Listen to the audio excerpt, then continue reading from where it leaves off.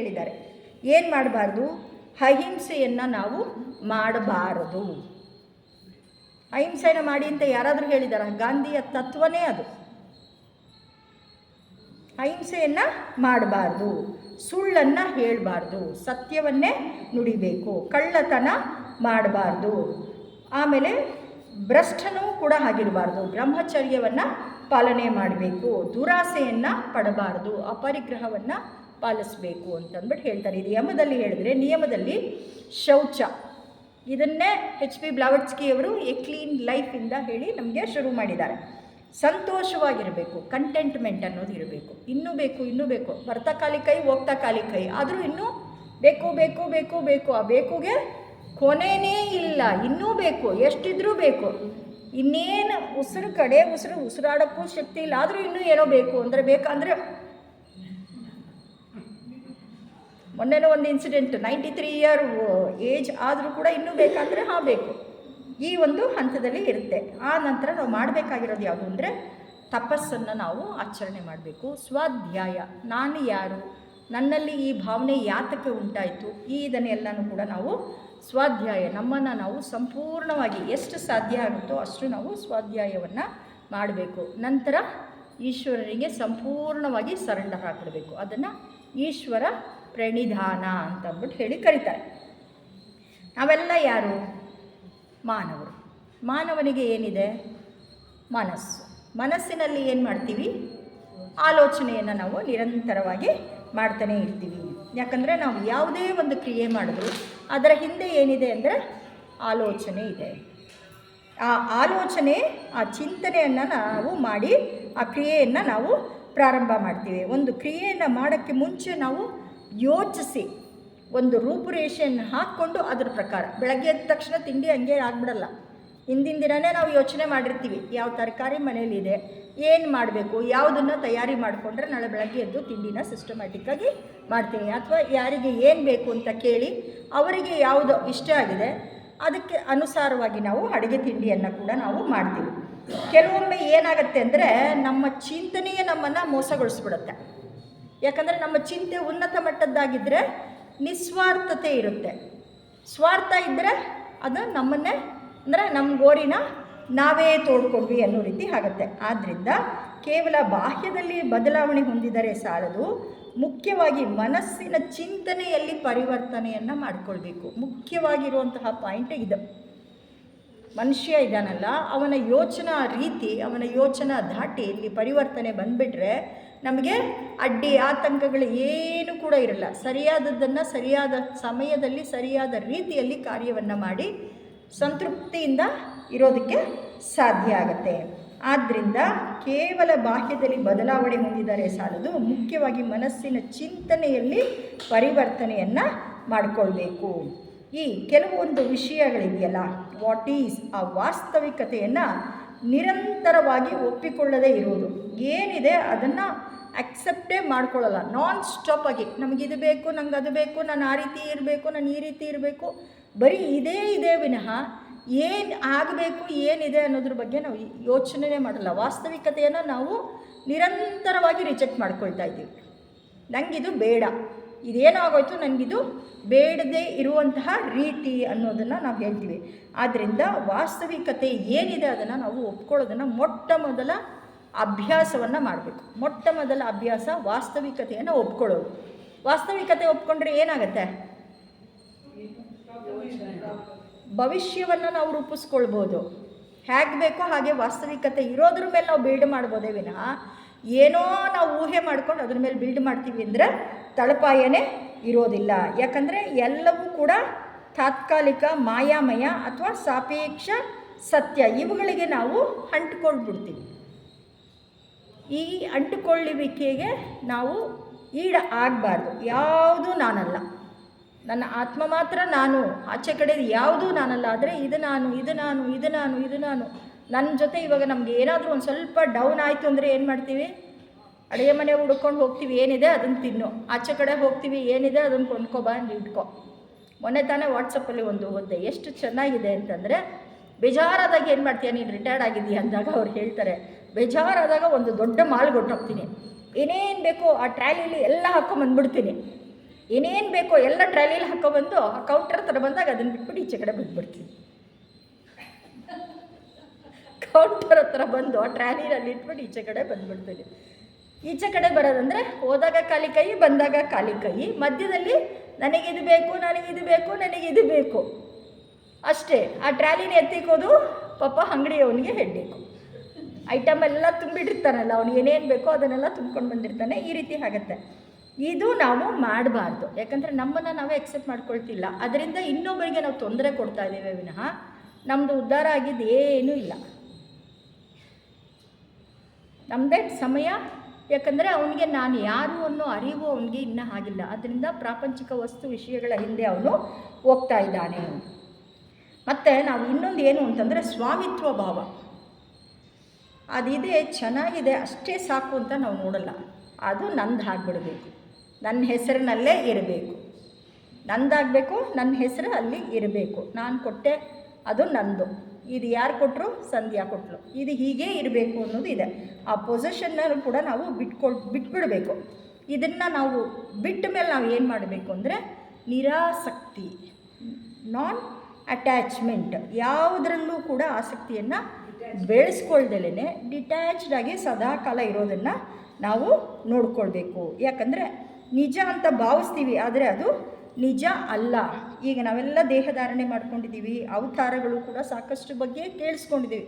ರಾಮನ ಅವತಾರ, ಕೃಷ್ಣನ ಅವತಾರ, ಬುದ್ಧನ ಅವತಾರ, ಇವು ಎಲ್ಲವೂ ಕೂಡ ಇದೆ.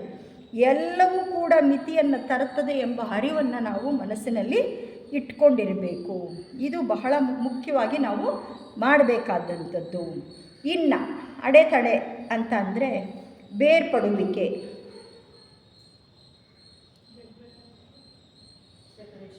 ಸೆಪರೇಷನ್. ಯಾವಾಗ ಸೆಪ್ರೇಷನ್? ಸದಾಕಾಲ ಹಿಂದಿನ ಕಾಲದಲ್ಲಿತ್ತು, ಇವಾಗ ಯಾರು ಹೇಳಲ್ಲ. 7 ಜನ್ಮಕ್ಕೂ ನೀನೇ ನನ್ನ ಹೆಂಡತಿ ಆಗಿರು, 7 ಜನ್ಮಕ್ಕೂ ನೀನೇ ನನ್ನ ಗಂಡ ಆಗಿರು. ಇದು ಸಾಧ್ಯವಾ? ಕರ್ಮ ಋಣ ಇದ್ದರೆ ಕಂಟಿನ್ಯೂ ಆಗುತ್ತೆ. ಕರ್ಮದ ಋಣ ಇಲ್ಲ ಅಂದರೆ ಮುಗಿದೋಗುತ್ತೆ. ಏನೇನು ಕರ್ಮ ಇದೆಯೋ ಎಲ್ಲ ಈ ಜನ್ಮದಲ್ಲೇ ತೀರಿಸ್ಬಿಡ್ತೀನಿ, ಮುಂದಿನ ಜನ್ಮದಲ್ಲಿ ನೀನು ನನ್ನ ಲೈಫಲ್ಲಿ ಇರಬೇಡ, ಹೋಗು ಸಾಕು.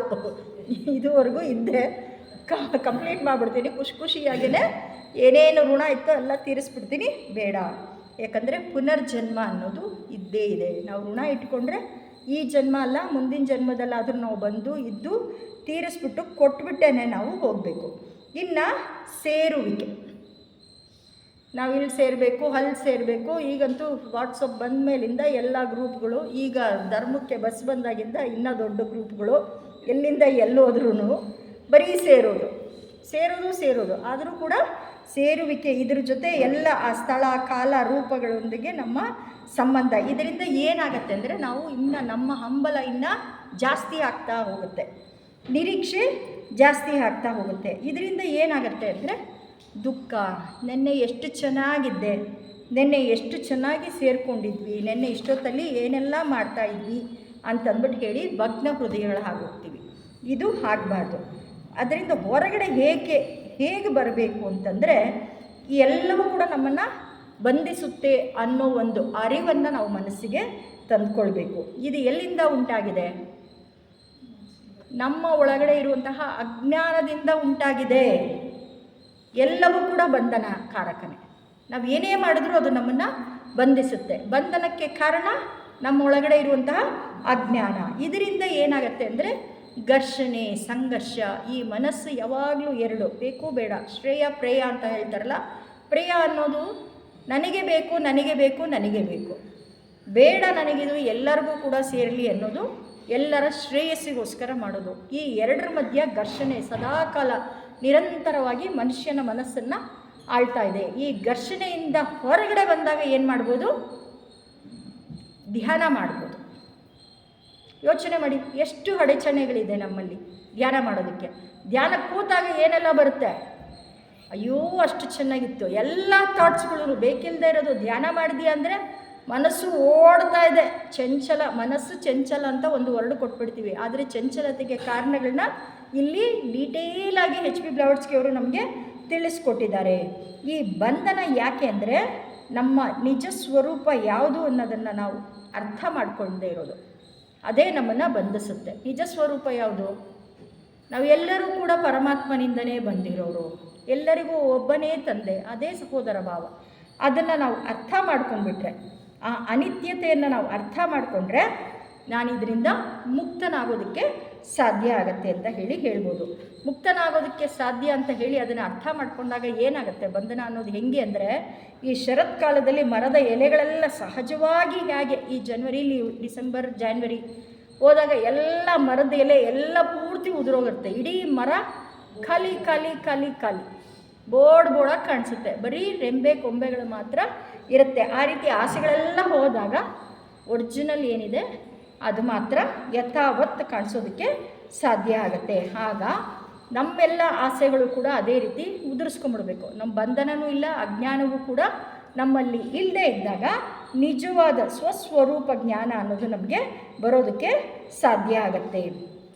ಆಮೇಲೆ ನಾವು ಏನು ಹೇಳ್ತೀವಿ ಅಂತಂದರೆ, ನಮ್ಮ ಬಾಲ್ಯ ಭಾಳ ಚೆನ್ನಾಗಿತ್ತು, ಸುವರ್ಣ ಯುಗ. ಈಗಿನ ಮಕ್ಕಳು ಏನು ಮಾಡ್ತಿದ್ದಾರೆ, ಬರೀ ಮೊಬೈಲ್ ಇಟ್ಕೊಂಡು ಇಂಡೋರ್ ಗೇಮ್ಸ್ ಆಡ್ತಾರೆ. ನಾವೆಲ್ಲ ಆಚೆ ಕಡೆ ಹೋಗಿ ಆಟ ಆಡ್ತಾಯಿದ್ವಿ, ಇಷ್ಟು ಚೆನ್ನಾಗಿತ್ತು, ಇವರು ಬರೋರು ಅವರು ಬರೋರು ಎಲ್ಲರೂ ಒಟ್ಟಿಗೆ ಅಜ್ಜಿ ಮನೇಲಿ ಹೋಗಿ ಸೇರ್ತಾಯಿದ್ವಿ ಅಂತ. ಈಗ ಎಲ್ಲಿದ್ದಾರೆ?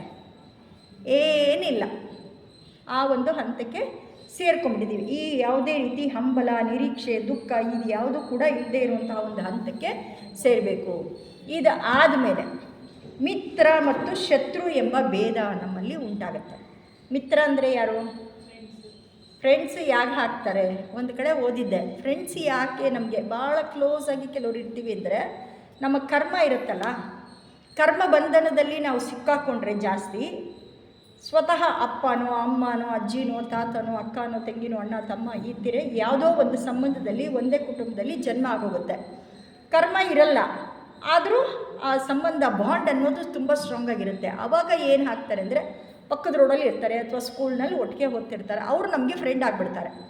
ಎಷ್ಟು ಕ್ಲೋಸ್ ಫ್ರೆಂಡು ಅಂದರೆ, ಮನೆಯಲ್ಲಿ ಮನೆಯವ್ರ ಹತ್ರ ಹೇಳ್ಕೊಳಕ್ಕಾಗದೇ ಇರೋದನ್ನು ಫ್ರೆಂಡ್ ಹತ್ರ ನಾವು ಶೇರ್ ಮಾಡ್ಕೊಳ್ಳೋ ಅಷ್ಟು ಚೆನ್ನಾಗಿ ಆ ಬಾಂಧವ್ಯ ಅನ್ನೋದು ಇರುತ್ತೆ. ಮಕ್ಕಳಿಗೆ ನೀವೇನಾದರೂ ಕೇಳಿ, ಮನೆಯಲ್ಲಿರೋರು ಕೊಡಲ್ಲ, ಫ್ರೆಂಡ್ ಬಂದರೆ ತಗೋ 50-50 ಎತ್ತಿ ಕೊಡ್ತಾರೆ. ಆ ಬಾಂಡ್ ಅನ್ನೋದು ಅಲ್ಲಿದೆ ಋಣ. ನಾವುಗಳು ಹೇಳ್ತೀವಿ ಇವ್ರು ನಿಮ್ಮ ಶತ್ರು ಅಂತ. ಯಾರು ನಮಗೆ ಬಹಳ ಆತ್ಮೀಯರಾಗಿ ಮಿತ್ರರಾಗಿರ್ತಾರೋ ಒಂದು ದಿನ ಅವರೇ ಶತ್ರುಗಳು ಕೂಡ ಆಗೋಗ್ತಾರೆ. ನಾಳೆ ದಿನ ಅವರೇ ನಮ್ಮ ಎನಿಮಿನೂ ಕೂಡ ಆಗೋಗ್ತಾರೆ. ಯಾಕಂದರೆ ಅವ್ರಿಗೆ ಎಲ್ಲ ನಮ್ಮದೆಲ್ಲ ಗೊತ್ತಿರುತ್ತಲ್ಲ. ಮಿಸ್ಯೂಸ್, ಸ್ವಾರ್ಥ ಬಂದಾಗ ಇದೆಲ್ಲ ಆಗೋಗುತ್ತೆ. ಸೆನ್ಸ್ ಆಫ್ ಸೆಪ್ರೇಟ್ನೆಸ್ ಬಂದಾಗ ಇದೆಲ್ಲ ಆಗೋಗುತ್ತೆ. ಇಲ್ಲಾಂದರೆ ಅಲ್ಲಿ ತನಕ ಮಿತ್ರರು, ಕಡೇ ತನಕ ಮಿತ್ರರು, ಆಪ್ತ ಮಿತ್ರ, ಪರಮ ಮಿತ್ರ ಅಂತ ಹೇಳಿ ನಾವು ಇದನ್ನು ಹೇಳ್ಕೊಳ್ತೀವಿ. ಇನ್ನು ಆಸ್ತಿ ಪಾಸ್ತಿ ಮತ್ತು ಸ್ವಾಮಿತ್ವ ಭಾವನೆ, ಇದು ಬಹಳ ನೆಗೆಟಿವ್. ಹಣ ಇದ್ದ ಕಡೆ ಹೆಣ ಬಾಯಿ ಬಿಡುತ್ತೆ ಅಂತ ಹೇಳ್ತಾರೆ. ಆಸ್ತಿಗೋಸ್ಕರ ಅಪ್ಪ ಅಮ್ಮನೂ ಕೂಡ ತ್ಯಜಿಸ್ತಾರೆ. ಅಣ್ಣ ತಮ್ಮಂದಿರ ಜೊತೆ ಜಗಳನೂ ಬರುತ್ತೆ, ಜಗಳ, ಗುದ್ದಾಟ, ಸಾವು, ನೋವು, ಕೊಲೆ ಎಲ್ಲ ನಾನು ಅನ್ನೋದ್ರಿಂದನೇ ಇದು ಎಲ್ಲವೂ ಕೂಡ ಆಸ್ತಿ ಪಾಸ್ತಿಗೋಸ್ಕರನೇ ಇರುತ್ತೆ. ಯುದ್ಧಗಳೇ ಯಾಕಾಗಿತ್ತು? ಆ ಜಾಗ ನನಗೆ ಬೇಕು ಅಂತ. ಹಿಂದಿನ ಕಾಲದಿಂದನೂ ಯುದ್ಧ ಅನ್ನೋದು ನಡ್ಕೊಳ್ತಾನೆ ಬಂತು. ಜಾಗಕ್ಕೋಸ್ಕರನೇ ನನ್ನ ಸಾಮ್ರಾಜ್ಯ ಇಷ್ಟು ಸ್ಥಾಪಿಸಬೇಕು, ನಾನು ಚಕ್ರವರ್ತಿನೇ ಆಗಬೇಕು, ಸಾಮಂತ ಆಗಲಿ ರಾಜ ಆಗಲಿ ಸಾಲಲ್ಲ ನನಗೆ. ಇದು ಎಲ್ಲದಕ್ಕೂ ಕೂಡ ಮೂಲವನ್ನೋದು ಆಸೆ ಅನ್ನೋದೇ ಇರುತ್ತೆ. ಈ ಜಾಗ ಅನ್ನೋದು ನಿನ್ನೆ ಯಾರ್ದಾಗಿತ್ತು? ಯಾರ್ದೋ ಆಗಿತ್ತು. ಇವತ್ತು ನಂದು, ನಾಳೆ ನಾನು ತೊಗೊಂಡು ಹೋಗ್ತೀನಾ? ನಾಳೆನೂ ಯಾರ್ದೋ ಆಗುತ್ತೆ. ಇಲ್ಲಿ ನಂದು ಏನೂ ಇಲ್ಲದೆ ಇರೋದಕ್ಕೋಸ್ಕರ ನಾನು ಯಾಕೆ ಇಷ್ಟೊಂದು ಜಗಳ ಮಾಡಲಿ, ಯಾಕೆ ಇಷ್ಟೊಂದು ಅಕ್ವೈರ್ ಮಾಡಲಿ, ನಾನು ಯಾಕೆ ಇಷ್ಟೊಂದು ಸ್ವಾಮಿತ್ವ ಭಾವನೆಯನ್ನು ಬೆಳೆಸ್ಕೊಂಡ್ಲಿ? ಇದರಿಂದ ಏನಿದೆ ಅಂದರೆ ಅಹಂಕಾರ ಅನ್ನೋದಿದೆ. ಇದರಿಂದ ಪಶ್ಚಾತ್ತಾಪ ಪಡ್ತೇವೆ, ವಿಷಾದ ಪಡ್ತೇವೆ, ಅಪರಾಧಿ ಭಾವ ಕೂಡ ನಮ್ಮಲ್ಲಿ ಬರುತ್ತೆ. ಇದಕ್ಕೆಲ್ಲವೂ ಕಾರಣ ಆ ಲೋಭ, ಮೋಹ, ಸ್ವಾರ್ಥ ಮತ್ತು ಮಹತ್ವಾಕಾಂಕ್ಷೆ. ಆ ಮಹತ್ವಾಕಾಂಕ್ಷೆಯನ್ನು ಕೊಲ್ಲುವಂತಲೇ ಲೈಟ್ ಆನ್ ದಿ ಪಾತ್ನಲ್ಲಿ ನಮಗೆ ಹೇಳಿದ್ದು. ಫಸ್ಟಾಗಿ ಕೊಲ್ಲಬೇಕಾಗಿರೋದು ಮಹತ್ವಾಕಾಂಕ್ಷೆ, ಆ್ಯಂಬಿಷನ್. ನಾನು ಚಕ್ರಾಧಿಪತಿ ಆಗಬೇಕು ಅನ್ನೋ ಆ್ಯಂಬಿಷನ್ನ ನಾವು ಕೊಲ್ಲಬೇಕು. ಅದರ ನಂತರ ಇಂದ್ರಿಯಾನುಭವಗಳು. ಇಂದ್ರಿಯಾನುಭವ ಅಂತಂದರೆ ಏನು? ಎಲ್ಲವೂ ಕೂಡ ನನಗೇ ಬೇಕು. ಇಂದ್ರಿಯ ಸುಖವನ್ನು ನಾನು ಅನುಭವಿಸಲೇಬೇಕು. ಹೊಟ್ಟೆ ಬಾಕತನ, ಗ್ಲೂಟನಿ ಅಂತ ಹೇಳ್ತಾರೆ. ಏನಾದರೂ ಡೌನ್ ಆಯಿತು ಅಂದರೆ ಏನು ಮಾಡ್ತೀವಿ? ಟಕ್ಕಂತ ಹೋಗ್ಬಿಟ್ಟು ಒಂದು ಕಾಫಿ ಟೀ ಮಾಡ್ಕೊಂಡು ಕುಡಿದ್ಬಿಡ್ತೀವಿ. ಇಲ್ಲಾಂದರೆ ಹೋಗ್ಬಿಟ್ಟು ಚಾಕ್ಲೇಟ್, ಸ್ವೀಟ್ಸ್ನ ಜಾಸ್ತಿ ಇಷ್ಟಪಡ್ತಾರೆ ಆ ಹೊಟ್ಟೆ ಬಾಕತನದಲ್ಲಿ. ಆಮೇಲೆ ಐಸ್ ಕ್ರೀಮು ತೊಗೊಂಡು ತಿನ್ನು. ಇಲ್ಲ ಅಂದರೆ ಅರ್ಧ kg ಅಕ್ಕಿಯಲ್ಲಿ ಅನ್ನ ಮಾಡಿಬಿಟ್ಟು ಒಬ್ಬರೇ ಹಾಕ್ಕೊಂಡು ತಿನ್ನು, ಹೊಟ್ಟೆ ಬಾಕತನ. ಎಷ್ಟು ತಿಂದರೂ ಸಾಲಲ್ಲ. ಏನಿದ್ರೂ ಗೊತ್ತು, ಎಲ್ಲ ಗೊತ್ತಿದ್ಕೊಂಡು ಇನ್ನೂ ತಿನ್ನಬೇಕು. ಒಂದು ಸ್ವಲ್ಪ ಮನಸ್ಸಿನಲ್ಲಿ ವ್ಯತ್ಯಾಸ ಆದ ತಕ್ಷಣ ನಮ್ಮ ಇಂದ್ರಿಯಕ್ಕೆ ನಾವು ತಣಿಸ್ಬೇಕು ಅಂತ ಹೇಳಿ ಏನೋ ಒಂದು ಮಾಡಿಕೊಂಡು ಬಾಯನ್ನು ನಾವು ತೀರಿಸ್ತೀವಿ. ನೆಕ್ಸ್ಟು ಲಸ್ಟ್, ಕಾಮಾಸಕ್ತಿ ಬರುತ್ತೆ. ಯಾರಾದರೂ ಸರಿ ಅವ್ರನ್ನ ನಾನು ಹೊಂದಲೇಬೇಕು ಅನ್ನೋ ಒಂದು ಆಸೆ. ಯಾಕಂದರೆ ಒಂದು ಪರಿಮಿತಿಯಲ್ಲಿ ನಾವು ಬಾಳ ಸಂಗಾತಿಯ ಜೊತೆ ನಾವು ಸೇರಬೇಕು. ಈ ಪರಮಹಂಸ ಯೋಗಾನಂದ ತಂದೆ ತಾಯಿಗಳು ವರ್ಷಕ್ಕೆ ಒಂದೇ ಸಲ ಅಂತ ಮೀಟ್ ಮಾಡ್ತಾಯಿದ್ವಿ. ಅದರ ಫಲವಾಗಿ ಪರಮಹಂಸ ಯೋಗಾನಂದ ಅವರ ಜನನ ಆಗಿದೆ. ಮತ್ತು ಇಂದ್ರಿಯ ಆಸಕ್ತಿಗಳು ಬಹಳ ಇದೆ. ಹೆಣ್ಮಕ್ಳಿಗಂತೂ ಮೇಕಪ್ 1 ಇಂಚು ಮಾಡ್ಕೊಳ್ಳದೆ ಹೋದರೆ ಅವ್ರಿಗೆ ತೃಪ್ತಿನೇ ಆಗೋಲ್ಲ. ನಾನು ಚೆನ್ನಾಗಿ ಕಾಣಬೇಕು, ಸೌಂದರ್ಯ ಇರೋದು ಏನಿದೆ, ಭಗವಂತ ಏನು ಕೊಟ್ಟಿದ್ದಾನೆ ಅದು ಒಂದು ವಯಸ್ಸಾದ ನಂತರ ಇಡೀ ಚರ್ಮ ಎಲ್ಲ ಹಾಳಾಗುತ್ತೆ. ಅವ್ರಿಗೆ ಅದು ಗೊತ್ತಿಲ್ಲ. ಈ ಕ್ಷಣಕ್ಕೆ ನಾನು ಚೆನ್ನಾಗಿ ಕಾಣಬೇಕು, ಒಳ್ಳೆ ಬಟ್ಟೆ, ಒಳ್ಳೆ ಅಲಂಕಾರ ಮಾಡ್ಕೊಳ್ಬೇಕು, ಒಡವೆ ವಸ್ತ್ರನ ಹಾಕ್ಕೊಳ್ಬೇಕು, ಜಾಸ್ತಿ ಕಾಸ್ಟ್ಲಿ ಪ್ಯಾಂಟ್ ನನ್ನ ಹತ್ರ ಇರಬೇಕು. ಒಂದು ಪ್ಯಾಂಟ್ ಕಾಸ್ಟು 65,000, ಲಾಂಗ್ ಬ್ಯಾಕ್. ಇದು ಎಲ್ಲವೂ ನಾನು ಅನ್ನೋ ಪ್ರೊಜೆಕ್ಟ್ ಮಾಡ್ಕೊಳ್ಳುವಂಥದ್ದು. ಈ ಪ್ರೊಜೆಕ್ಷನ್ ಏನಿದೆ ಅದನ್ನು ನಾವು ನಿಲ್ಲಿಸಿದಾಗ ಏನಾಗುತ್ತೆ ಅಂತಂದರೆ ಒರಿಜಿನಲ್ ನಾನೂನ ನೋಡ್ಕೊಳ್ಳೋದಕ್ಕೆ ಸಾಧ್ಯ ಆಗುತ್ತೆ. ಇಲ್ಲ ಅಂದರೆ ಏನೂ ಸಾಧ್ಯ ಆಗೋದಿಲ್ಲ. ಇದು ಯಾವುದೂ ಕೂಡ ನಿಜವಲ್ಲ ಎಂಬ ಅರಿವು ನಮಗೆ ಆಗಬೇಕಾಗಿದೆ. ಆವಾಗ ಮಾತ್ರ ಆ ಇಂಟ್ರೆಸ್ಟ್ ಮತ್ತು ಅಟ್ಯಾಚ್ಮೆಂಟ್, ಏನಕ್ಕೆ ಅಟ್ಯಾಚ್ ಆಗಿದ್ದೀವಿ ಅದು ಕಡಿಮೆ ಆಗ್ತಾ ಹೋಗುತ್ತೆ. ಇಲ್ಲದಿದ್ದರೆ ನಾನು ಅನ್ನು ವಿಸ್ತರಿಸುವುದು, ಹೆಚ್ಚು ವಸ್ತುಗಳನ್ನ ಹೊಂದಿರೋದು, ದೊಡ್ಡ ಕುಟುಂಬ, ನಮ್ಮ ಇಷ್ಟು ಬಂಧು ಬಳಗ, ಸ್ನೇಹಿತರು, ಈ ಇಂದ್ರಿಯ ಅನುಭವ. ಇವಾಗನೂ ಅಷ್ಟೇ, ಆ್ಯಪಲ್ಲು ಫೋನೇ ಬೇಕು ನಮಗೆ, ಕಡಿಮೆದಾಗಲ್ಲ. 17 ಆಗೋಯ್ತು, ಅದು ಹಳೆ ಮಾಡಲು. ಹೊಸ ಮಾಡಲು ಬಂದ ತಕ್ಷಣ ಅದು ನಮಗೆ ಬೇಕು. ಈಗಂತೂ AI ಬಂದಾಗ ಒರಿಜಿನಲ್ ಯಾವುದು ಡೂಪ್ಲಿಕೇಟ್ ಯಾವುದು ಅನ್ನೋದೇ ನಮಗೆ ಗೊತ್ತಾಗ್ತಾ ಇಲ್ಲ. ಅದು ಮಾಡದೇ ಇರೋದು ಹೆಂಗೆ ಅಂತಂದರೆ, ಪಾಸಿಟಿವ್ ಇದೆ, ಇಲ್ಲ ಅಂತ ಇಲ್ಲ, ಬಟ್ ನೆಗೆಟಿವ್ ಅನ್ನೋದು ತುಂಬ ಜಾಸ್ತಿ ಆಗ್ತಾ ಇದೆ. ಇವತ್ತಿಗೆ ಅದು ನಮಗೆ ಒಂದು ಸುಂದರವಾದ ಅನುಭವ. ಇದರಿಂದ ಸ್ವಪ್ರಾಮುಖ್ಯತೆಯ ಭಾವ ಕೂಡ ಅದರಲ್ಲಿ ಹೆಚ್ಚು ಮಾಡ್ಕೊಳ್ತಾ ಹೋಗುತ್ತೆ. ಇದರ ಫಲ ಏನಾಗುತ್ತೆ ಅಂದರೆ, ನಾವು ಸುಖವನ್ನು ಹುಡುಕ್ತಾನೇ ಹೋಗ್ತೀವಿ. ಈಗ ಇದು ಸುಖ ಸಿಕ್ತು, ನಾಳೆ ಇನ್ನೊಂದು ಸ್ವಲ್ಪ ಸುಖ ಬೇಕು, ಆ ಸುಖವನ್ನು ಹುಡ್ಕೊಂಡು ಹೋಗ್ತೀವಿ. ಆಮೇಲೆ ಏನು ಮಾಡ್ತೀವಿ, ಅದೆಲ್ಲಿ ನಮ್ಮಿಂದ ಹೊರಗಡೆ ಹೊರಟೋಗುತ್ತೋ ಅನ್ನೋ ಒಂದು ದುಃಖದ ಭಾವ ಬರುತ್ತೆ. ದುಃಖದ ಭಾವ ಬಂದಾಗ ಏನು ಮಾಡ್ತೀವಿ, ದುಃಖ ಬಂದಾಗ ನಮಗೇನಾಗುತ್ತೆ, ಅಳೋದು ಒಂದು, ಅದು ಫಿಸಿಕಲಿ ಎಕ್ಸ್ಪ್ರೆಸ್ ಆಗೋಗುತ್ತೆ. ಮನಸ್ಸಿನಲ್ಲಿ ಏನು ಉಂಟಾಗುತ್ತೆ ದುಃಖ ಇದ್ದಾಗ, ಭಯ ಮತ್ತು ಸಾವಿನ ಭಯ ಇದೆಯಲ್ಲ, ಇರೋದನ್ನು ಕಳ್ಕೊಂಡು ಬಿಡ್ತೀನಿ ಅನ್ನೋದು ಒಂದು ಭಯ. ಆದರೆ ಸಾವಿನ ಭಯ ಇನ್ನೊಂದು. ಆ ಸಾವಿನ ಭಯ ಬಂತು ಅಂತ ಅಂದರೆ ಹೆಂಗೆ ಅಂದರೆ, ಕಳ್ಕೊಂಡಿದ್ದರೆ ಇನ್ನೊಂದು ಸಲ ಗಳಿಸ್ಕೊಳ್ಬೋದು, ಒಂದ್ಸಲಿ ಸತ್ತೋದ್ರೆ ಇನ್ನೊಂದ್ಸಲಿ ಯಾರೂ ಹುಟ್ಟು ಬರೋದಿಲ್ಲ. ನಮಗೆ ಯಾರಿಗೂ ಗೊತ್ತಿಲ್ಲ, ಯಾವುದೋ ಬಾಂಡ್ ಇದ್ದಿದ್ದರಿಂದ, ಋಣ ಇದ್ದರೇ ಅವರು ನಮ್ಮ ಜೊತೆ ಸಂಬಂಧವನ್ನು ಹೊಂದಿದ್ದಾರೆ. ಯಾವುದೋ ರೀತಿ ಅಪ್ಪ ಆಗಿರ್ಬೋದು, ಅಮ್ಮ ಆಗಿರ್ಬೋದು, ಮಕ್ಕಳಿರ್ಬೋದು, ಮೊಮ್ಮಕ್ಕಳಿರ್ಬೋದು, ಹಾಗಾಗಿ ನಮ್ಮ ಜೊತೆ ಹುಟ್ಟಿದ್ದಾರೆ, ನಮ್ಮ ಜೊತೆ ಇದ್ದಾರೆ ಅನ್ನೋದು ಒಂದು. ಆವಾಗ ಆ ಒಂದು ನಿಜವಾದ ಅರಿವು ನಮಗೆ ಆದಾಗ ಧೈರ್ಯ ಅನ್ನೋದು ಬರುತ್ತೆ. ಅಲ್ಲಿ ತನಕ ಸಂಕಟ ಆಗುತ್ತೆ, ದುಃಖ ಆದಕ್ಕೆ ನಾವೇನು ಮಾಡ್ತೀವಿ, ಕತ್ತಲಲ್ಲೇ ಇದ್ದು ಕತ್ತಲನ್ನೇ ಪ್ರೀತಿಸೋದಕ್ಕೆ ಇಷ್ಟಪಟ್ಬಿಡ್ತೀವಿ. ಸ್ಯಾಡ್ ಸಾಂಗ್ನ ಕೇಳಿಸ್ಕೊಳ್ಳೋದು. ಕೆಲವ್ರಿಗೆ ಖುಷಿಯಾಗಿರೋಕ್ಕೆ ಗೊತ್ತೇ ಆಗಲ್ಲ. ಸ್ಯಾಡ್ ಸಾಂಗ್ಸ್ ಇದ್ದರೆ ಖುಷಿಯಾಗಿ ಕೇಳಿಸ್ಕೊತಾರೆ. ಅದೆಲ್ಲವೂ ಕೂಡ ದುಃಖದ ಚಿಂತನೆಯನ್ನು ಹೇಳುವ ಆ ಏನು ಹಾಡುಗಳು ಬರುತ್ತೆ ಅದೇ ನಮಗೆ ಮಧುರವಾಗಿ ಕೇಳಿಸುತ್ತೆ. ಸ್ಯಾಡ್ ಸಾಂಗ್ಸ್ ಅಂತಲೇ ನಾವು ಯೂಟ್ಯೂಬ್ ತೆಗೆದು ನೋಡಿದ್ರೆ ಅದರಲ್ಲಿ ಬರುತ್ತೆ. ಇದು ಯಾವುದೂ ಕೂಡ ನಮಗೆ ಅವಶ್ಯಕತೆ ಇಲ್ಲದೆ ಇರುವಂಥದ್ದು. ಇದನ್ನು ಯಾವುದನ್ನು ಕೂಡ ಮಾಡೋ ಅವಶ್ಯಕತೆ ನಮಗೆ ಇಲ್ಲ. ಆದ್ದರಿಂದ ನಾವು ಪಾಸಿಟಿವ್ ಆಗಿ ಯಾವುದನ್ನು ಸೇರಿಸ್ಕೊಳ್ಬೇಕು, ಅದನ್ನು ಗಳಿಸ್ಕೊಳ್ಬೇಕು, ಸಂಪಾದನೆ ಮಾಡಬೇಕು, ಬೆಳೆಸ್ಕೊಳ್ಬೇಕು ಅಂತ ನಾವು ಮಾನಸಿಕವಾಗಿ ಕಲ್ಪಿಸ್ಕೊಂಡ್ರೆ ಅದು ನಮ್ಮೊಳಗಡೆ ನಾವು ಮಾಡ್ತಾ ಇರುವಂತಹ ಒಂದು ಸಂಪಾದನೆ. ಈ ಸಂಪಾದನೆ ಮಾಡೋದ್ರಿಂದ ನಾವು ಈ ಕಲ್ಪನೆಯಿಂದ ಕನಸಿನಲ್ಲಾಗಲಿ ಜಾಗೃತ ಸ್ಥಿತಿಯಾಗಲಿ ಎಂದಿಗೂ ಕೂಡ ಕಳೆದು ಹೋಗದಂತಹ ಒಂದು ಮೂಲಭೂತ ಸ್ಮರಣೆ ಅನ್ನೋದು ನಮಗೆ ಉಂಟಾಗತ್ತೆ. ಆ ಸ್ಮರಣೆ ಯಾವುದು ಅಂದರೆ ಬಹುಶಃ, ಅದೇ ಅಂತ ಹೇಳಲ್ಲ, ಬಹುಶಃ ಅದು ನಮ್ಮ ಹೃದಯದ ಆಳದಲ್ಲಿ ಅಡಗಿರುವ ನಿಜವಾದ ನಾನು ಯಾರು ಅನ್ನೋ ಒಂದು ವಾಸ್ತವ. ಒನ್ಸ್ ಇನ್ ಎ ವೈಲ್ ಒಂದು ಗ್ಲಿಮ್ಸ್ ಅಂತ ಹೇಳ್ತಾರೆ. ಆ ಗ್ಲಿಮ್ಸ್ ಅನ್ನೋದು ನಮ್ಗೆ ಗೊತ್ತಾಗುತ್ತೆ.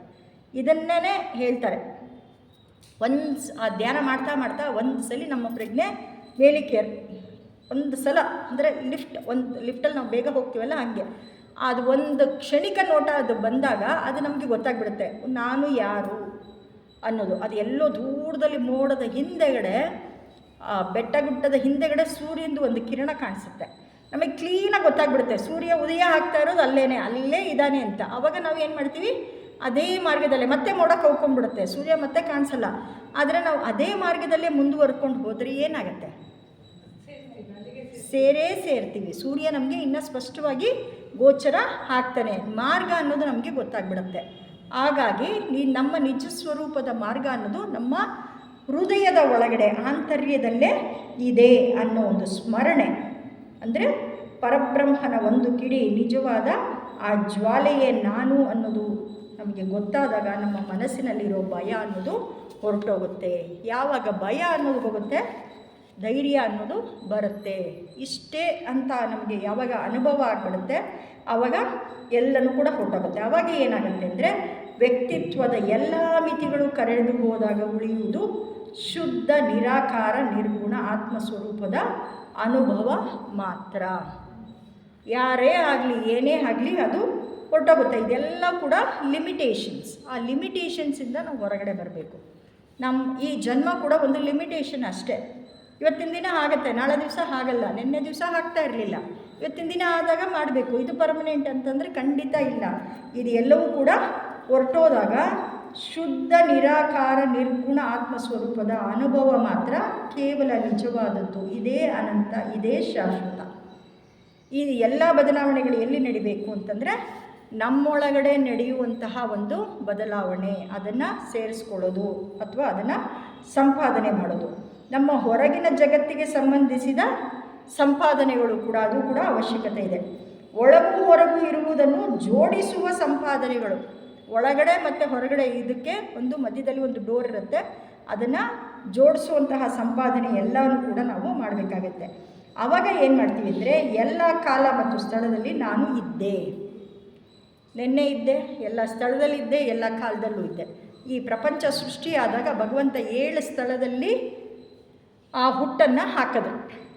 ನಾವು ನಿನ್ನೆ ದಿವಸ ಯಾವುದೋ ಕಮ್ಯುನಿಟೀಲಿ ಹುಟ್ಟಿರ್ಬೋದು, ಗಂಡಾಗಿ ಹುಟ್ಟಿರ್ಬೋದು, ಹೆಣ್ಣಾಗಿ ಹುಟ್ಟಿರ್ಬೋದು, ಯಾವುದೋ ಪ್ರಾಣಿಯಿಂದ ನಾನು ಮಾನವಳು ಕೂಡ ಆಗಿರ್ಬೋದು. ಆದ್ದರಿಂದ ಎಲ್ಲ ಕಾಲ ಮತ್ತು ಸ್ಥಳದಲ್ಲಿ ನಾನು ಇದ್ದೇ ಇರುವುದೇನೆ ಎಂಬುದನ್ನು ಅನುಭವದಿಂದ ಸಾಕ್ಷಾತ್ಕರಿಸಿಕೊಳ್ಳುವುದರ ಮೂಲಕ, ಈ ಅನುಭವದಿಂದ ಕನಸಿನಲ್ಲಾಗಲಿ ಅಥವಾ ಜಾಗೃತ ಸ್ಥಿತಿಯಾಗಲಿ ಎಂದಿಗೂ ನಿಲ್ಲದ ಒಂದು ಮೂಲಭೂತ ಸ್ಮರಣೆ ಅನ್ನೋದು ಉಂಟಾಗುತ್ತೆ. ಎಲ್ಲ ಕಾಲದಲ್ಲೂ ನಾನಿದ್ದೆ, ಇರ್ತೀನಿ, ಇದ್ದೀನಿ ಅನ್ನೋದಿದ್ದಾಗ ನಮ್ಮಲ್ಲಿ ಏನು ಶುರುವಾಗುತ್ತೆ ಅಂದರೆ ಸೈರಣೆ ಅನ್ನೋದು ನಮಗೆ ಬರುತ್ತೆ, ಧೈರ್ಯ ಅನ್ನೋದು ಬರುತ್ತೆ. ಆದ್ದರಿಂದ ದಿವ್ಯ ಕಿಡಿ ನಾನೇ ಅನ್ನೋದು ನಾನು ಆವಾಗ ಬಂದಾಗ ಆ ಫಿಯರ್ಲೆಸ್ನೆಸ್ ಅನ್ನೋದು ಸಹಜವಾಗಿ ಉಂಟಾಗುತ್ತೆ. ಅದಕ್ಕೆ ನಾವೇನು ಹೇಳ್ತೀವಿ, ಧೈರ್ಯಂ ಸರ್ವತ್ರ ಸಾಧನ. ನಮ್ಮಲ್ಲಿ ಧೈರ್ಯ ಬಂದಾಗ ನಾವು ಏನು ಮಾಡ್ತೀವಿ, ಸದ್ಗುಣಗಳನ್ನು ಬೆಳೆಸ್ಕೊಳ್ಳೋದಕ್ಕೆ ಪ್ರಾರಂಭ ಮಾಡ್ತೀವಿ. ಆವಾಗ ಪಾರಮಿತದ ಹತ್ರ ನಮ್ಮ ಗಮನ ಹೋಗುತ್ತೆ. ಪಾರಮಿತಗಳು ಯಾವುದು ಅಂತಂದರೆ ದಾನ, ಶೀಲ, ಪ್ರಜ್ಞಾ, ವೀರ್ಯ, ಶಾಂತಿ, ತಾಳ್ಮೆ, ಇದು ಎಲ್ಲವೂ ಕೂಡ ಧ್ಯಾನ ಬರುತ್ತೆ. ಆಮೇಲೆ ಸಮಚಿತ್ತತೆ, ಇದು ಎಲ್ಲವೂ ಕೂಡ ತನಗೆ ತಾನೇ ಬರೋದಕ್ಕೆ ಪ್ರಾರಂಭ ಆಗುತ್ತೆ. ಮತ್ತು ಇತರ ಸಂಪಾದನೆಗಳ ಉದ್ದೇಶ ಯಾವುದು ಅಂತಂದರೆ ಸಮಸ್ತ ಮಾನವಗದ ಮನುಕುಲದ ಮೂಲಭೂತ ತತ್ವ ಯಾವುದು ಅಂತಂದರೆ ಏಕತೆ. ಆ ಏಕತೆ ಅನ್ನೋದು ನಮಗೆ ಗೊತ್ತಾಗುತ್ತೆ. ಎಲ್ಲ ಜೀವಿಗಳ ಅಂತಿಮ ಆಂತರಿಕ ಸಮಾನತೆ ಕೂಡ ಆಗುತ್ತೆ. ಈಚೆ ಕಡೆ ನಾವೆಲ್ಲ ಡಿಫ್ರೆಂಟಾಗಿ ಕಾಣಿಸ್ತೀವಿ. ಯಾತಕ್ಕೆ ನಾವು ಡಿಫ್ರೆಂಟಾಗಿ ಕಾಣಿಸ್ತೀವಿ ಅಂದರೆ ನಾವೆಲ್ಲ ಕೂಡ 7 ರೇಖೆಗಳಲ್ಲಿ ಒಂದು ರೇಖೆಗೆ ನಾವು ಸೇರಿದ್ದೇವೆ. ಆ ಒಂದು ರೇಖೆ ನಮ್ಮಲ್ಲಿ ಡಾಮಿನೇಟಿಂಗ್ ಆಗಿ ಕಾಣಿಸುತ್ತೆ. ಮಿಕ್ಕಿದ್ದೆಲ್ಲವೂ ಕೂಡ ಚಿಕ್ಕದಾಗಿ ಎಲ್ಲ ಸ್ವಭಾವನೂ ನಮ್ಮಲ್ಲಿದೆ, ಒಳ್ಳೆಯದು ಕೆಟ್ಟದ್ದು. ಇವಾಗ ನಾವು ಒಂದು ಊಟ ಮಾಡಿದ್ರೆ ಅದರಲ್ಲಿ ಏನಿರುತ್ತೆ ತಟ್ಟೆಯಲ್ಲಿ, ಉಪ್ಪು ಹಾಕಿ, ಉಪ್ಪಿನಕಾಯಿ ಹಾಕಿ, ಕೋಸಂಬರಿ ಹಾಕಿ, ಸ್ವೀಟ್ ಹಾಕಿ, ಪಲ್ಯ ಹಾಕಿ, ಅನ್ನ ಸಾರು ಹಾಕಿ, ಮೊಸರು ಹಾಕಿ, ಎಲ್ಲನೂ ಹಾಕ್ತಾರಲ್ವ, ಎಲ್ಲವೂ ಇದೆ. ಊಟ ಮಾಡಿದಾಗ ಇಲ್ಲಿ ಎಲ್ಲನೂ ಹೋಗುತ್ತೆ. ಬಟ್ ತಿನ್ನಬೇಕಾದ್ರೆ ನಂಗೆ ಉಪ್ಪಿನಕಾಯಿ ಜಾಸ್ತಿ ಇಷ್ಟ ಅಂದಾಗ ಇನ್ನೊಂದು ಉಪ್ಪಿನಕಾಯಿ ಬಡಿಸ್ಕೊಳ್ತೀವಿ. ಅದು ನಮಗೆ ಇಷ್ಟ ಅಂತ ಅಂದ್ಬಿಟ್ಟು ನಾವು ಹೇಳ್ತೀವಿ. ಇದು ಎಲ್ಲವೂ ಕೂಡ ಅಪೇಕ್ಷೆ. ಎಲ್ಲ ಜೀವಿಗಳ ಅಂತಿಮ ಆಂತರಿಕ ಸಮಾನತೆ. ಅನ್ನೋದು ನಮಗೆ ಸ್ಪಷ್ಟವಾಗಿ ಅರಿವಾಗ್ತಾ ಹೋಗುತ್ತೆ. ಆಗ ಏನಾಗುತ್ತೆ ಅಂತಂದರೆ ನಮ್ಮ ಒಳಗಡೆ ಎಲ್ಲರೂ ಕೂಡ ಒಂದು ಅನ್ನೋದು ಮನಸ್ಸಿನಲ್ಲಿ ಭಾವನೆ ಬಂದಾಗ ನಮ್ಮ ಹೊರಗಡೆ ಅಂದರೆ ದೇಹದಾರಿಗಳಲ್ಲಿ ಕಾಣುವುದಕ್ಕೆಲ್ಲವೂ ಕೂಡ ಲಿಮಿಟೇಷನ್ನ ನಾವು ಕಾಣ್ತೀವಿ. ಯಾಕಂದರೆ ಯಾರೂ ಪರಿಪೂರ್ಣರಲ್ಲ ಎಂಬ ಅರಿವು ಅದನ್ನು ಸಾಪೇಕ್ಷ ಸತ್ಯ ಅಂತ ನಾವು ತಿಳಿದಾಗ ಯಾರನ್ನೂ ಕೂಡ ನಾವು ಪರ್ಸ್ನಲ್ಲಾಗಿ ಹೊಗಳೋದು ಇಲ್ಲ, ತೆಗಳೋದು ಇಲ್ಲ. ನಿಷ್ಪಕ್ಷಪಾತವಾಗಿ ನಾವು ಅವ್ರನ್ನ ನೋಡುವಂಥದ್ದು ಬರುತ್ತೆ. ನಿರಹಂಕಾರದಿಂದ ನೋಡುವ, ವಿಮರ್ಶಿಸುವ ಸಾಮರ್ಥ್ಯವನ್ನು ನಾವು ಪಡ್ಕೊಳ್ತೀವಿ. ಮಿತ್ರರು ಯಾರೂ ಅಲ್ಲ, ಶತ್ರುವು ಯಾರೂ ಅಲ್ಲ. ನಮ್ಮ ಕರ್ಮಕ್ಕನುಸಾರವಾಗಿ ನಮಗೆ ಬಂದಿದ್ದಾರೆ. ಅವ್ರು ಹೇಗಿದ್ದಾರೆ ಹಾಗೆ, ಅದನ್ನೇ ನಾನು ಹೇಳ್ತಾ ಇರೋದು. ವಾಸ್ತವಿಕತೆ ಹೇಗಿದ್ದಾರೆ, ಕೆಲವು ಸಲ ಅವರು ಒಳ್ಳೆ ಗುಣವನ್ನು ಎಕ್ಸ್ಪ್ರೆಸ್ ಮಾಡ್ತಾರೆ, ಕೆಲವು ಸರಿ ಅವರಲ್ಲಿ ಇರುವಂತಹ ದುರ್ಗುಣ ಹೊರಗಡೆ ಬರುತ್ತೆ. ಅವ್ರನ್ನ ಹೊಗಳೋದು ಬೇಡ, ತೆಗಳೋದು ಬೇಡ, ಆ ಕ್ಷಣದಲ್ಲಿ ಅವರು ಆ ರೀತಿ ವರ್ತಿಸಿದ್ರು ಅನ್ನೋದು ತಿಳ್ಕೊಂಡ್ಬಿಟ್ರೆ ಸಾಕು. ಅಸ್ತಿತ್ವದಲ್ಲಿ ಏನೇನೆಲ್ಲ ಇದೆ ಎಲ್ಲದರ ಬಗ್ಗೆ ಪ್ರೀತಿಯೂ ಅಲ್ಲ, ದ್ವೇಷವೂ ಅಲ್ಲ, ನಿರಾಸಕ್ತಿಯೂ ಅಲ್ಲದ ಒಂದು ಮನೋಭಾವವನ್ನು ನಿರಂತರವಾಗಿ ಬೆಳೆಸಿಕೊಳ್ಳುವ ಪ್ರಯತ್ನವನ್ನು ನಾವು ಧ್ಯಾನದಲ್ಲಿ ಮಾಡಬೇಕಾಗತ್ತೆ. ಪ್ರೀತಿ ಅಂತಂದರೆ ಸಕಾರಾತ್ಮಕ ಆಸಕ್ತಿ ಹುಟ್ಟುತ್ತೆ, ದ್ವೇಷ ಅಂದರೆ ನಕಾರಾತ್ಮಕ, ಅಲ್ಲಿ ನಿರಾಸಕ್ತಿ ಹುಟ್ಟುತ್ತೆ, ದ್ವೇಷ ಅನ್ನೋದು ಉಂಟಾಗುತ್ತೆ. ನಿರಾಸಕ್ತಿಯೂ ಕೂಡ ಒಂದು ರೀತಿಯ ಆಸಕ್ತಿನೇ. ನಿರಾಸಕ್ತಿಯನ್ನು ಹೊಂದಿರಬೇಕು ಅಂತ ಅದರಲ್ಲಿ ಆಸಕ್ತಿ ತೋರಿಸ್ತೀವಿ. ಆದರೆ ಇಲ್ಲಿ ಅದು ಏನು ಹೇಳ್ತಾರೆ ಅಂದರೆ ಅದು ಆಸಕ್ತಿಯನ್ನು ತಪ್ಪಿಸಿಕೊಳ್ಳುವ ಆಸಕ್ತಿ ಅಂತ ಹೇಳ್ತಾರೆ. ನಿರಾಸಕ್ತಿನ ಆಸಕ್ತಿಯನ್ನು ತಪ್ಪಿಸಿಕೊಳ್ಳುವ ಆಸಕ್ತಿಯೇ ನಿರಾಸಕ್ತಿ ಅಂತಂದ್ಬಿಟ್ಟು ಹೇಳ್ತಾರೆ. ಇದರ ಫಲವಾಗಿ ನಾವು ಏನು ನೋಡ್ತೀವಿ ಅಂದರೆ ನಾವು ಎಲ್ಲವನ್ನು ಸ್ಪಷ್ಟವಾಗಿ, ನಿಷ್ಪಕ್ಷಪಾತವಾಗಿ ಮತ್ತು ಯಥಾವತ್ತಾಗಿ ನೋಡೋದಕ್ಕೆ ಸಾಧ್ಯ ಆಗುತ್ತೆ. ಪ್ರತಿಯೊಂದು ಸಂದರ್ಭದಲ್ಲೂ ನಾವು ವಿವೇಕವನ್ನು ಉಪಯೋಗಿಸ್ತೀವಿ. ಮುಖ್ಯವಾಗಿ ಇದನ್ನೇ at the feet of the ಮಾಸ್ಟರಲ್ಲಿ ಮೊಟ್ಟ ಮೊದಲು ನಮಗೆ ಹೇಳಿರೋದು ಯಾವುದು ಬೋಧೆ ಅಂದರೆ ವಿವೇಕ. ಇದನ್ನೇ ಸಾಧನ ಚತುಷ್ಟಯ ಅಂತ ಹೇಳಿದ್ದಾರೆ. ಮೊಟ್ಟ ಮೊದಲು ಬೇಕಾಗಿರೋದು ಈ ವಿವೇಕಯುತವಾಗಿ ನಾವು ಪ್ರತಿಕ್ರಿಯೆಯನ್ನು ಮಾಡಬೇಕು. ಆವಾಗ ಏನಾಗುತ್ತೆ ಅಂದರೆ ಆಗ ಒಂದೇ ದಿವ್ಯ ಆತ್ಮವು ಎಲ್ಲ ಜೀವಿಗಳಲ್ಲಿಯೂ ನೆಲೆಸಿದೆ ಎಂಬ ಅರಿವು ನಮ್ಮಲ್ಲಿ ಸದಾ ಮೂಡಲು ಸಾಧ್ಯ ಆಗತ್ತೆ. ಸೊ ಧ್ಯಾನ ಮಾಡಬೇಕಾದ್ರೂ ಕೂಡ ನಮ್ಮಲ್ಲಿ ವಿವೇಕ ಅನ್ನೋದು ಇರಬೇಕು. ಈ ಸದ್ಗುಣಗಳನ್ನು ಅಂದರೆ ಪಾರಮಿತಿಗಳನ್ನು ನಾವು ಸಂಪಾದನೆ ಮಾಡ್ಕೊಂಡ ಮೇಲೆ ಏನಾಗುತ್ತೆ ಅಂದರೆ ನಮ್ಮಲ್ಲಿ ಏನು ಉಂಟಾಗುತ್ತೆ ಅಂದರೆ ದಯೆ, ಸಹಾನುಭೂತಿ, ನ್ಯಾಯವಾದ ಬುದ್ಧಿ ಮತ್ತು ನಮಗರಿವಿ ಆಗದಂಗೆ ಕೂಡ ನಾವು ಅಂದರೆ ನಮಗೆ ಗೊತ್ತಿಲ್ಲದಲೇ ನಾವು ಇತರರೊಂದಿಗೂ ಹೊಂದಿರುವ ಆಂತರಿಕ ಏಕತ್ವದ ಸಹಜವಾದ ಅನುಭವದಿಂದ ನಮಗೆ ಉಂಟಾಗುತ್ತೆ. ಆಂತರಿಕದಲ್ಲಿ ನಾವೆಲ್ಲರೂ ಕೂಡ ಒಂದೇ ಅನ್ನೋ ಒಂದು ಅನುಭವ ನಮಗೆ ಸಹಜವಾಗಿ, ನಮಗೆ ಯಾರು ಹೇಳ್ಕೊಡ್ಬೇಕಾದಿಲ್ಲ, ಏನೂ ಇಲ್ಲ. ಧ್ಯಾನ ಮಾಡ್ತಾ ಇದನ್ನೆಲ್ಲವನ್ನು ಕೂಡ ನಾವು ಸಂಪಾದನೆ ಮಾಡಿಕೊಳ್ಬೋದು. ಈ ಅಸ್ತಿತ್ವದ ಜೊತೆ ಸಮಚಿತ್ತದ ಮನೋಭಾವ ಅನ್ನೋದು ಬೆಳ್ಕೊಂಡು ಹೋಗುತ್ತೆ. ನಮ್ಮ ಪರಿವರ್ತನೆ ಅಥವಾ ನಾವು ಪರಿವರ್ತನೆ ಹೊಂದಿದಾಗ ನಮ್ಮ ವರ್ತನೆ ಇತರರ ಜೊತೆ ಹೇಗಿರುತ್ತೆ, ಮುಂಚೆ ಹೇಗಿತ್ತು ಹೀಗೆ ಆಗಿತ್ತು. ಮುಂಚೆ ಅವಳನ್ನ ನೋಡಿದ್ರೆ ಸಾಕಪ್ಪ ಅವಾಯ್ಡ್ ಮಾಡಿಬಿಟ್ಟು ಬೇರೆ ನನ್ನ ಪಾಡಿಗೆ ನಾನು ಹೋಗೋಣ ಅನ್ನೋ ಒಂದು ಹಂತದಲ್ಲಿ ಇರುತ್ತೆ. ಆಮೇಲೆ ಏನಾಗುತ್ತೆ, ಅವ್ರು ಸಿಕ್ಕಿದ್ರೆ ಅವ್ರ ಹತ್ರ ಎಷ್ಟು ಟೈಮ್ ಸ್ಪೆಂಡ್ ಮಾಡೋಕ್ಕೆ ಸಾಧ್ಯನೋ ಅಷ್ಟು ಟೈಮ್ನ ಸ್ಪೆಂಡ್ ಮಾಡಿಬಿಡೋಣ ಅಂತ ಅಂದ್ಬಿಟ್ಟು ಕೂಡ ಹೇಳ್ತಾರೆ. ಇವಾಗ ಎಷ್ಟು ಜನಕ್ಕೆ ಇದು ಹಾಡು ಬಂದರೆ ನಾವು ಯಾರಾದರೂ ರೇಡಿಯೋ ಆಫ್ ಮಾಡಿಬಿಟ್ಟು ಆಚೆ ಕಡೆ ಹೋಗ್ತೀವಾ? ಅದೇ ಒಂದು ಕರ್ಕಶ ಧ್ವನಿಯಲ್ಲಿ ಹಾಡು ಬಂದರೆ ನಾವೇನು ಮಾಡ್ತೀವಿ, ನಮ್ಮ ಪಾಡಿಗೆ ನಾವು ನಮ್ಮ ಕೆಲಸವನ್ನು ಮುಂದುವರಿಸ್ಕೊಂಡು ಹೋಗ್ತೀವಿ. ಆದ್ದರಿಂದ ಅವರ ಸಾಮರ್ಥ್ಯ ಮತ್ತು ಪರಿಸ್ಥಿತಿ ವಿಭಿನ್ನವಾಗಿರುತ್ತೆ. ಯಾವುದೇ ಹಣ ಆಗಲಿ ಅಧಿಕಾರ ಆಗಲಿ ಯಾವುದೂ ಇಲ್ಲ. ಇವಾಗ ಹತ್ತಿನ ದಿನ ಬಂದು ಅಂಬಾನಿಯಲ್ಲಿ ಕೂತ್ರೆ ನಮ್ಮ ಹಾಲು ಎಷ್ಟು ತುಂಬಿರುತ್ತೆ, ಆ ಅಪ್ಪನ್ನ ನೋಡೋಕ್ಕೆ ಕಿಕ್ಕಿರೋದು ತುಂಬಿರುತ್ತೆ. ನಿಜವಾದ ಆಧ್ಯಾತ್ಮಿಕ ವ್ಯಕ್ತಿ ಬಂದಾಗ ಹೆಂಗಿರುತ್ತೆ, ಯಾರಿಗೆ ಅವ್ರನ್ನ ಗುರುತಿಸೋ ಸಾಮರ್ಥ್ಯ ಇರುತ್ತೋ ಅವರು ಖಂಡಿತ ಇಲ್ಲಿ ಬಂದು ಇದ್ದೇ ಇರ್ತಾರೆ. ಆದ್ದರಿಂದ ಯಾವುದೂ ಶಾಶ್ವತ ಅಲ್ಲ. ನಮ್ಮಲ್ಲಿರೋದು ಅವರಲ್ಲಿರೋದು ಒಂದೇ ಆತ್ಮ ಅನ್ನೋ ಅನುಭವ ನಮ್ಮಲ್ಲಿ ಬರಬೇಕು. ಇದರಿಂದ ನಮಗೆ ಏನಾಗುತ್ತೆ ಅಂದರೆ ನಿರಂತರವಾದ ಶಾಂತಿ ಅನ್ನೋದು ಬರುತ್ತೆ. ಯಾವಾಗ ಮನಸ್ಸಿನಲ್ಲಿ ಶಾಂತಿ ಇರುತ್ತೋ ಅಂದರೆ ಪ್ರಶಾಂತವಾದ ಕೊಳದಲ್ಲಿ ನಮ್ಮ ಪ್ರತಿಬಿಂಬ ಕಾಣಿಸುವಂತೆ ನಿಜವಾದ ಶಾಂತಿ ಮನಸ್ಸಿನಲ್ಲಿ ಇದ್ದಾಗ ಧ್ಯಾನ ಮಾಡೋದಕ್ಕೆ ಬಹಳ ಸುಲಭ ಆಗುತ್ತೆ. ಆದ್ದರಿಂದ ಮಹಾಚೌಹಾನ್ ಒಂದು ಲೆಟ್ರ್ ಬರೀತಾರೆ APC ನೆಟ್ಗೆ. ಅದರಲ್ಲಿ ಅವರು ಏನು ಹೇಳ್ತಾರೆ ಅಂದರೆ ನಮ್ಮ ನಿಜವಾದ ಆತ್ಮವನ್ನು ಗುರುತಿಸಲು ನಮ್ಮಲ್ಲಿರುವ ಭ್ರಮಾತ್ಮಕವಾದ ಈಗೋವನ್ನು ಅಂದರೆ ಅಹಂಕಾರವನ್ನು ತ್ಯಜಿಸಬೇಕು ಅಂತ ಹೇಳಿ ಚೌಹಾನ್ ಸ್ವತಃ ಅವರು ಬಂದಿದ್ದಾರೆ. ನಾವು ಸ್ವಾರ್ಥಿಗಳಾಗಬಾರದು, ಪ್ರತ್ಯೇಕತಾ ಮನೋಭಾವ ಅನ್ನೋದು ನಮ್ಮಲ್ಲಿ ಇರಬಾರದು. ಆದ್ದರಿಂದ ಯಾವುದು ನಿಜವಾದುದು ಮತ್ತು ಶಾಶ್ವತವಾದುದು, ಯಾವುದು ಭ್ರಮಾತ್ಮಕ ಮತ್ತು ತಾತ್ಕಾಲಿಕವಾದುದು ಅನ್ನೋದನ್ನು ಸ್ಪಷ್ಟವಾಗಿ ಅರ್ಥ ಮಾಡಿಕೊಂಡಾಗ ಮಾತ್ರ ಅವಿವೇಕ ಅನ್ನೋದು ನಮ್ಮಲ್ಲಿ ಎದ್ದೊಳೋದಕ್ಕೆ ಸಾಧ್ಯ ಆಗುತ್ತೆ.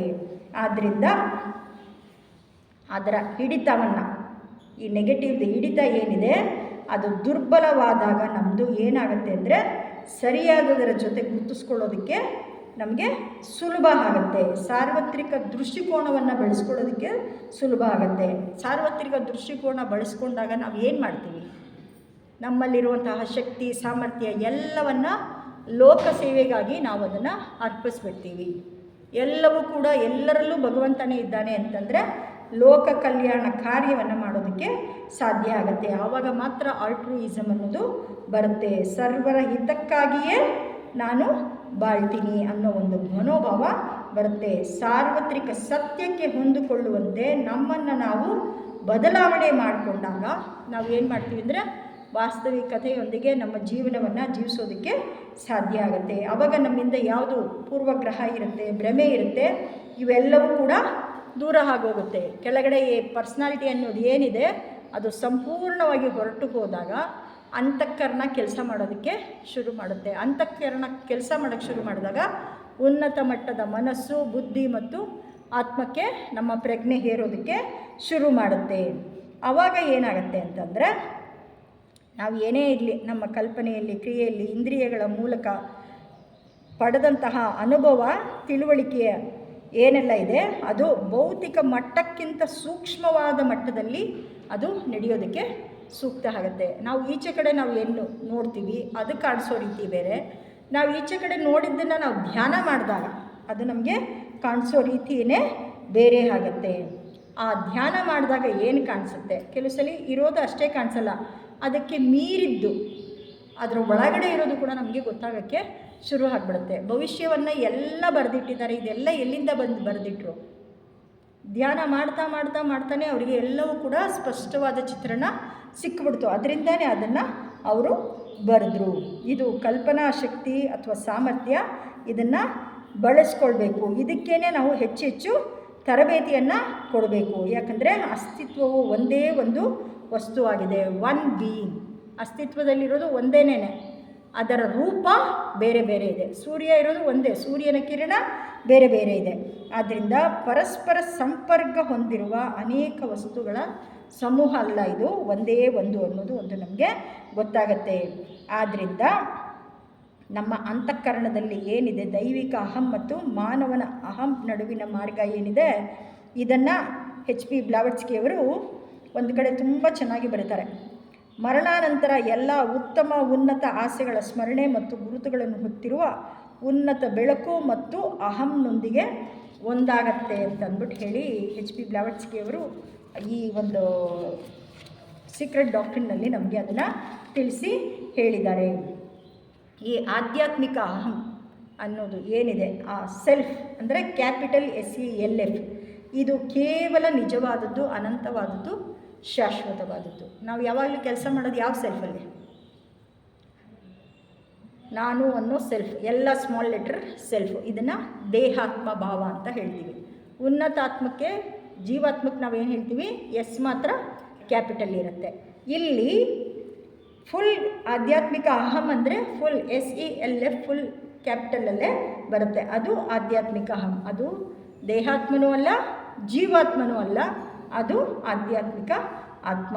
ಅದು ಒಂದೇ ನಿಜವಾದದ್ದು, ಅನಂತವಾದದ್ದು ಮತ್ತು ಶಾಶ್ವತವಾಗಿ ನಮ್ಮ ಜೊತೆ ಇರುವಂಥದ್ದು. ಇನ್ನೆಲ್ಲವೂ ಕೂಡ ಹೊರಟೋಗುತ್ತೆ, ಎಲ್ಲವನ್ನೂ ಕೂಡ ಬಿಟ್ಟು ಹೋಗಬೇಕಾಗಿದೆ. ಅದನ್ನು ನಾವು ಈ ಥಿಯಾಸಫಿಲಿ ಚೆನ್ನಾಗಿ ಅರ್ಥ ಮಾಡ್ಕೊಳ್ಬೇಕು. ಜಿಡ್ಡು ಕೃಷ್ಣಮೂರ್ತಿ ಅವರ ನೋಟ್ಬುಕ್ಕಲ್ಲಿ ಒಂದು ಕಡೆ ಬರೀತಾರೆ, ಅವ್ರು ಧ್ಯಾನ ಮಾಡ್ತಾ ಮಾಡ್ತಾ ಇದ್ದಾಗ ಅವರ ಪ್ರಜ್ಞಾ ಸ್ಥಿತಿ ಎಲ್ಲಿಗೆ ಏರ್ತು ಅನ್ನೋದನ್ನು ಅವರು ಹೇಳ್ತಾರೆ. ಧ್ಯಾನವು ಮತ್ತೊಂದು ಸ್ಥಿತಿಗೆ ಶರಣಾಯಿತು. ಅದು ಅತಿ ಶುದ್ಧವಾಗಿತ್ತು. ಅದರ ಶುದ್ಧತೆಯಲ್ಲಿ ಯಾವುದೇ ಅವಶೇಷ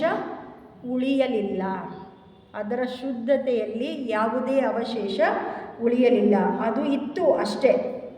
ಮತ್ತು ಯಾವುದೂ ಇರಲಿಲ್ಲ, ಏನೂ ಇಲ್ಲದ ಕಾರಣ ಅದು ಇತ್ತು. ದಟ್ ದಟ್ ದಟ್ ಅಂತ ಹೇಳ್ತಾರೆ ಅವರು. ಇಟ್ ಅಂತಾರೆ, ಇಲ್ಲ ದಟ್ ಅಂತಾರೆ. ಅದು ಇತ್ತು, ಯಾವುದೂ ಇಲ್ಲದೆ ಇರೋದ್ರಿಂದ ಅದು ಇತ್ತು. ಬೇರೆ ಏನೆಲ್ಲ ಇದ್ದರೆ ಆ ಬೇರೆ ಅಂದರೆ ಯಾವುದು? ಪರ್ಸ್ನಾಲಿಟಿ. ಅದು ಪರ್ಸ್ನಾಲಿಟಿ ಸಂಪೂರ್ಣವಾಗಿ ಇಲ್ಲದೆ ಇದ್ದಾಗ ಆ ಉನ್ನತ ಆತ್ಮ ಇರೋದಕ್ಕೆ ಸಾಧ್ಯ ಆಗಿತ್ತು. ಅದು ಇತ್ತು.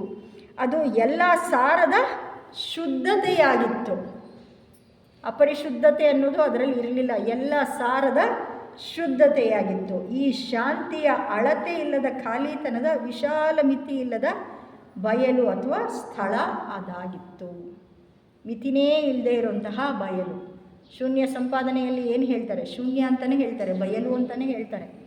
12ನೇ ಶತಮಾನದಿಂದನೂ ಕೂಡ ಅದನ್ನು ಹೇಳ್ಕೊಂಡೇ ಬಂದಿದ್ದಾರೆ. ನಾವು ಯಾರೂ ಅದಕ್ಕೆ ಒತ್ತನ್ನು ಕೊಡ್ತಾನೇ ಇಲ್ಲ. ನಾವು ಬಯಲಾಗೋದಕ್ಕೆ, ಶೂನ್ಯ ಆಗೋದಕ್ಕೆ ನಾವು ರೆಡಿನೇ ಇಲ್ಲ. ಯಾವುದಕ್ಕಾದರೂ ಒಂದಕ್ಕೆ ನಾವು ಅಂಟ್ಕೊಂಡಿರಬೇಕು. ನಮ್ಮನ್ನು ನಾವು ಇನ್ನೊಂದ್ರ ಜೊತೆ ಗುರುತಿಸ್ಕೊಳ್ಬೇಕು. ನಾನು ಏನೂ ಅಲ್ಲ ಅನ್ನೋದಕ್ಕೆ ಒಪ್ಕೊಳ್ಳೋಕ್ಕೆ ಸ್ಥಿತಿಗೆ ಬಂದಾಗ ಮಾತ್ರ ಧ್ಯಾನ ಮಾಡೋದಕ್ಕೆ ಸಾಧ್ಯ.